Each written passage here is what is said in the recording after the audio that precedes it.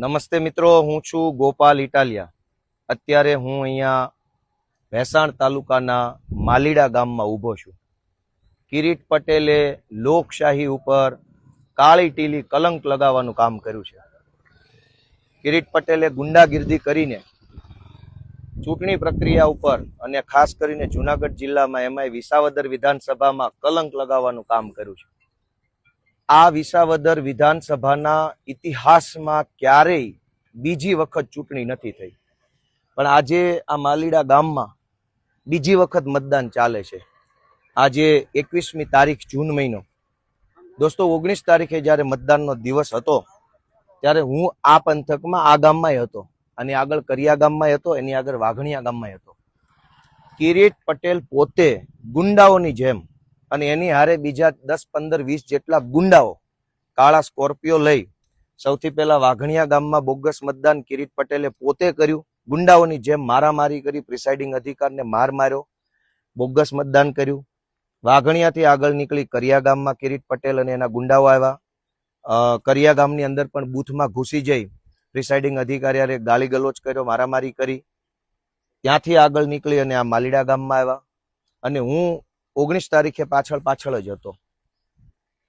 હવે સમજવાનો પ્રશ્ન એ છે કે લોકશાહીની દુહાઈ આપતા, ભારત દેશના નામે મોટા મોટા નારા બોલાવતા ભાજપના માણસો કેટલા હલકી માનસિકતા ધરાવે છે એનો એક દાખલો જુઓ કે આ માલીડામાં આજે બીજી વખત મતદાન થાય છે.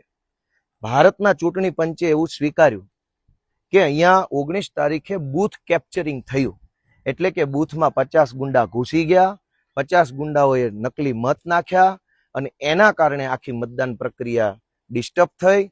માટે અહીંયા બીજી વખત મતદાન કરવું પડશે, આવું ભારતના ચૂંટણી પંચે કીધું. પણ જુનાગઢ જિલ્લા પોલીસે, મારી જાણમાં છે ત્યાં સુધી, અત્યારે જ્યારે આ વિડીયો બને છે ત્યાં સુધી મેં બધે ફોન કર્યા, જાણકારી મેળવી, કદાચ થઈ પણ ગઈ હોય, પણ મારી પાસે માહિતી નથી કે આની FIR થઈ ગઈ. ભારતનું ચૂંટણી પણ સ્વીકારે છે કે બૂથ કેપ્ચરિંગ થયું, બૂથની અંદર કેમેરા છે, એ કેમેરામાં કિરીટ પટેલ પ્રેસિડેન્ટ પ્રમુખ અધિકારીને, પ્રિસાઇડિંગ ઓફિસરને મારતા પકડાઈ ગયો છે, છતાંય FIR નથી થઈ. અને FIR થઈ હોય તો હમણાં અહીંયા અંદર બીજા પોલીસ વાળા સાહેબ બેઠા છે, એને મેં પૂછ્યું હતું FIR ની કાંઈ અપડેટ છે ખરી? એટલે એને બહુ મામૂલી એવી હા પાડી. એટલે મેં એને પૂછ્યું કે નામજોગ થઈ છે કે અજાણ્યા વ્યક્તિઓ સામે? એટલે પછી એને એવું કીધું કે મને કાંઈ ખબર નથી, લગભગ અજાણ્યા હશે. એટલે બે વાત છે, એક તો FIR થઈ છે કે નહીં એની કોઈ અપડેટ કોઈની પાસે નથી. થઈ પણ ગઈ હોય તો 100% મને ગળાઉધી વિશ્વાસ છે કે જે આ ગુંડાઓનું ટોળુંનું નેતૃત્વ કરતો હતો કિરીટ પટેલ, એનું નામ નહીં હોય FIR-માં. બીજી વખત મતદાન થાય છે, પણ આ 48 કલાક થઈ હોવા છતાં FIR હજુ નથી નોંધાય કે બૂથ કેપ્ચરિંગ કોણે કર્યું. વાઘણિયા ગામમાં અને માલીડા ગામમાં કિરીટ પટેલે પોતે પ્રિસાઇડિંગ અધિકારીને માર માર્યો છે, મહિલાવારે ઝપાઝપી કરી છે, એ વાત CCTV કેમેરામાં આવી ગઈ છે, અને છતાંય FIR થઈ નથી. અને કદાચ થઈ હોય તો એમાં કિરીટનું નામ નહીં હોય એનો વિશ્વાસ છે. જો આટલી હદે ચૂંટણી તંત્ર ફૂટેલું હોય તો ભાજપના એક પણ કાર્યકર્તાએ ભારત માતાની જય બોલાવવાનો અધિકાર નથી. ભારત માતાની જય બોલાવીને ભારતની ચૂંટણી પ્રક્રિયામાં મારામારી કરતા ગુંડાઓને ભારત માતાનું નામ લેવાનો હક નથી. મિત્રો, ભારત માતાની જય બોલાવી અને ચૂંટણીઓમાં ગુંડા મોકલી ભાજપનો ઉમેદવાર કિરીટ પટેલ પોતે પ્રિસાઇડિંગ અધિકારી હારે મારામારી કરે છે, પોતે માર માર્યો છે.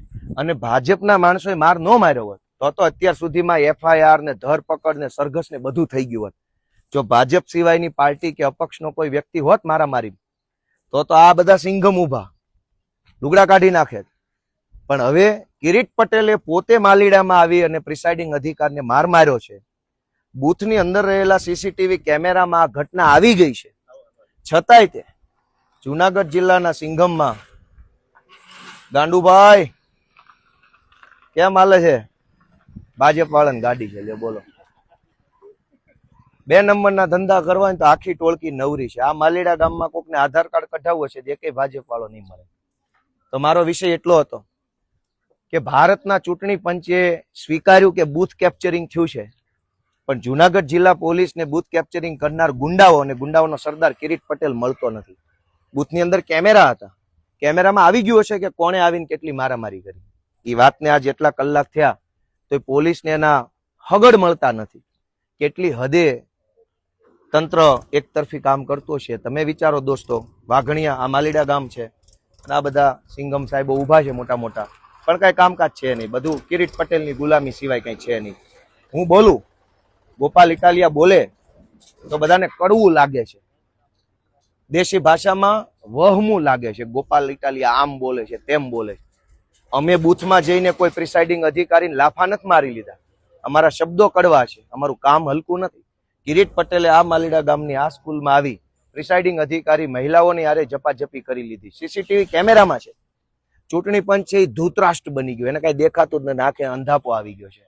બે તાળા આવી ગયા ચૂંટણી પંચને. બીજી વખત ચૂંટણી થાય છે પણ આરોપી નથી ખબર પડતી કોઈને.